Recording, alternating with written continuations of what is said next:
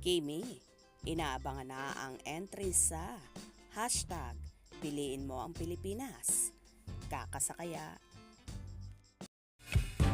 I'm overheated, can hardly sleep at night,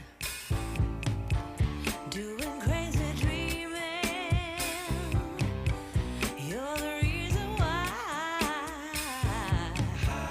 Hiding by the baby. Matapos sumakot ng milyong views ang version ni Vice Ganda para sa awiting Piliin mo ang Pilipinas. Inuungutan naman ngayon si Kim Chiu na ito ang maglabas ng entry para sa parehong kanta. Hindi nakaligtas si Kim sa hirit ng mga fanay nang mag-comment ito sa kanyang ex-post para purihin ang It's Showtime co-host. Sabi ni Kim, ang ganda ng entry ni Mama at Vice Ganda ko ng hashtag Piliin mo ang Pilipinas. Nakaka-teary eye, lalo yung dulo. Ganda ma, nag-iisa ka talaga. Ito ang naging basehan ng mga fanay para hilingan nga si Kim na gumawa ng kanyang version. At MJ Corpus writes, dapat may entry ka rin po. At I am CLR, yung entry mo din, Kimi, inaantay namin. At I am Laizada, next, ikaw naman, like your Mama Vice. Wala pang tugon si Kim kung kakasaba ito sa request ng mga supporters niya. Kakailanganin ni Kim ng ilang toneladang lakas ng loob at pasabog na concept para pumantay sa pasabog ni Vice.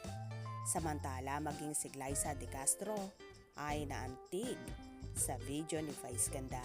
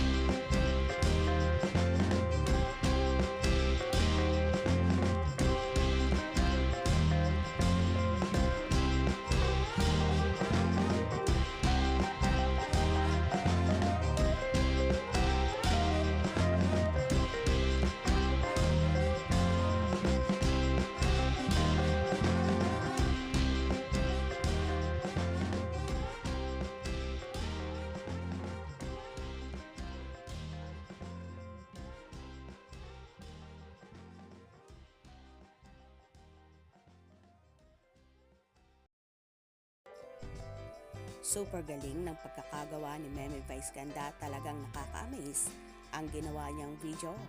Ang tanong, kakasakaya ba si Chinita Princess sa kanyang Mama Vice Ganda? Nakakamanghang talaga ang ginawang ito ni Vice at marami nga ang nakarelate. Ano kaya ang magiging tema ng kay Kimi kung maglalabas siya ng version niya? Tila, so exciting yan. Kaya naman tumutok at huwag na huwag pahuhuli sa mga maiinit na kaganapan. Anong inyong magiging reaksyon sa video ito? Comment below.